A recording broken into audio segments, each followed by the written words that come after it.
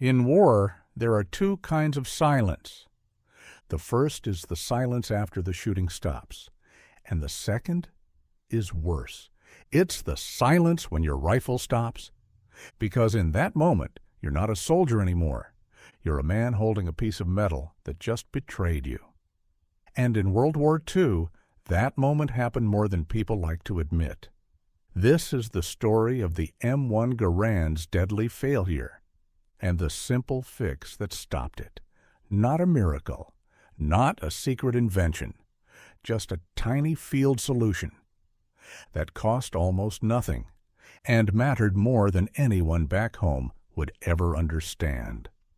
By 1944, the M1 Garand was everywhere, from Normandy to the Ardennes, from Italy to the Pacific. It was heavy, it was loud, and it hit hard. 8 rounds of .30-06 in a semi-automatic rifle delivered faster than most enemy soldiers could even react. The Germans respected it. The Japanese feared it, and American troops trusted it. That trust was everything. Because in combat, you don't get a second chance to troubleshoot. If your rifle fails, you don't open a manual. You don't sit down and think.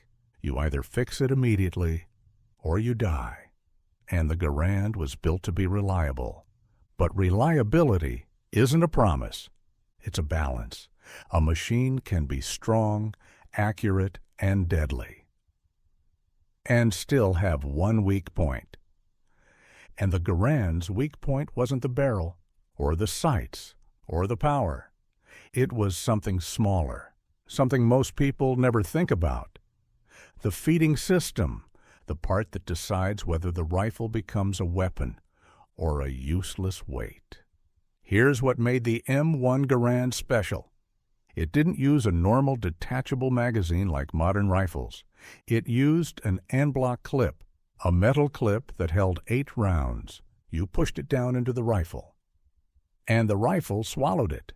Then, every time you fired, the rifle cycled, pulled a new round, and kept going. And when the last round was fired, the empty clip launched out of the rifle with a sharp metallic sound. That sound became famous. The ping. People still talk about it today like it was a death sentence, like German soldiers heard the ping and charged. But most of that is myth. The real danger wasn't the ping. The real danger was what happened when the Garand didn't cycle correctly, because when it failed at the worst possible time. Right in the middle of everything. Imagine you're in France, late summer.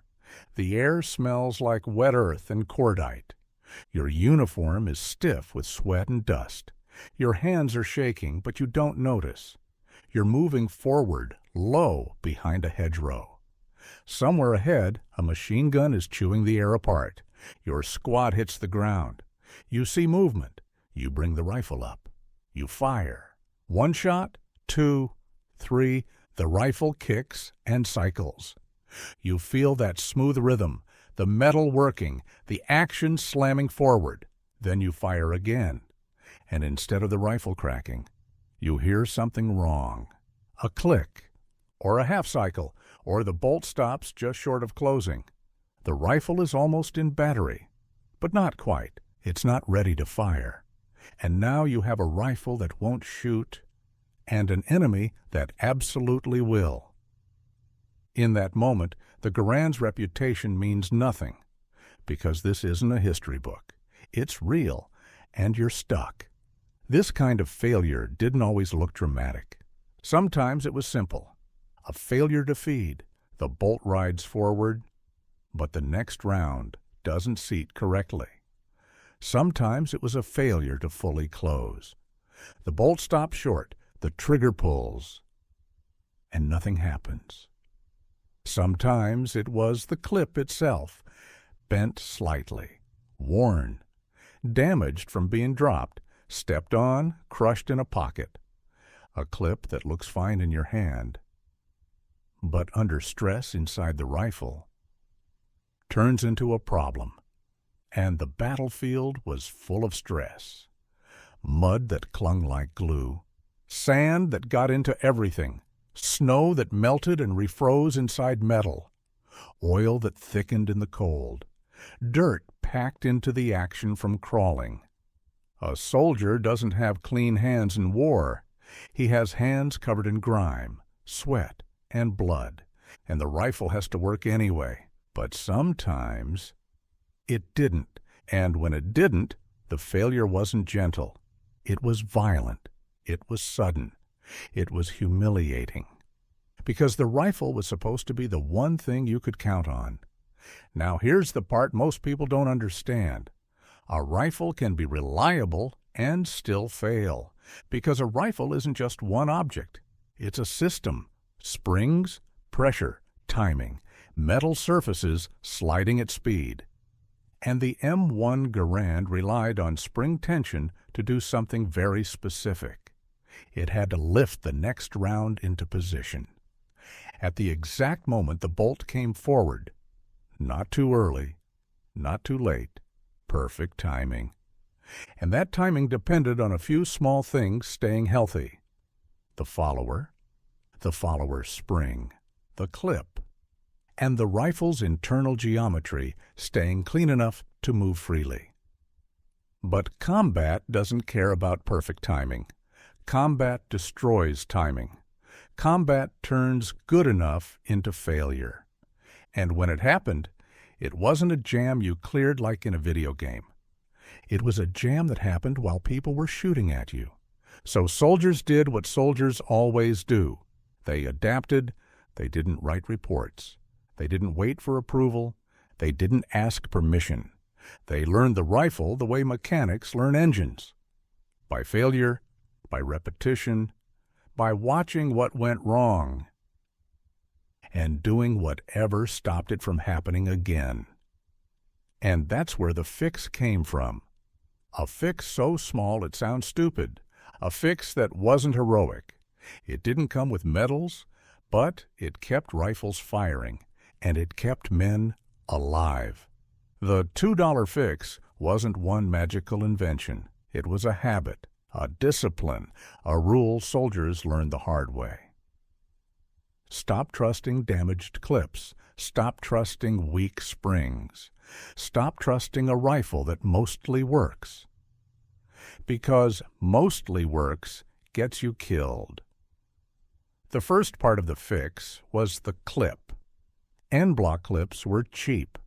They were mass-produced. They were meant to be used, ejected, and reused. But out in the field, clips took a beating. They got bent. They got gritty. They got worn smooth. And a slightly bent clip could create just enough friction or misalignment to cause feeding problems. So experienced soldiers began doing something simple. They inspected clips like their life depended on it. Because it did. If a clip felt wrong, if it loaded wrong, if it seated wrong, they didn't hope it would be fine. They threw it away, or they traded it, or they set it aside. A $2 piece of stamped metal wasn't worth dying over. The second part of the fix was even less glamorous. Cleaning. Not the kind of cleaning you do at home with time and light. Field cleaning. Quick cleaning. The kind you do in the dark with numb fingers, because the Garand could run dirty. But it couldn't run stupid dirty. Mud packed into the wrong place. Grit in the follower channel. Thickened oil in cold weather. A tiny amount of resistance in the wrong spot. And the rifle's timing would fall apart. So soldiers learned to keep certain areas clear. Not spotless. Just clear enough. And when they couldn't clean properly, they adjusted how they treated the rifle. They protected it from mud when crawling. They kept the action covered. They stopped slamming it into the ground. They learned what made it choke, and they avoided it. That's the real fix. Not a part, not a factory upgrade, a habit learned under pressure. But there was one more part of the fix, and this one mattered the most. Spring strength. Because springs are invisible, you don't notice a spring weakening until it's too late. And the Garand depended on spring tension to feed reliably. A tired spring could turn a perfect rifle into a liability. So armorers and soldiers who knew what to watch for began swapping springs early. Not when they snapped, not when they failed completely. Before, if a rifle started acting off, it didn't get ignored. It got fixed. A cheap spring replacement could prevent a deadly stoppage. And on a battlefield where everything else was chaos, a predictable rifle was priceless. And here's the thing, most soldiers didn't talk about this, because nobody wants to admit their weapon failed. It feels like weakness, like bad luck, like you did something wrong. But in reality, it was just war. War eats machines. War eats steel. War eats reliability. And the men who survived weren't the ones with perfect equipment. They were the ones who learned what breaks and stopped it from breaking again. They treated their rifle like a living thing. They listened to it. They felt when it was wrong. And when it started to fail, they didn't argue with it. They fixed it, fast, cheap, quietly. That's why the M1 Garand became legendary. Not because it never failed, but because it could be kept running. Because when it did fail, the fix was possible. You didn't need a factory. You didn't need a new rifle. You needed awareness. You needed discipline.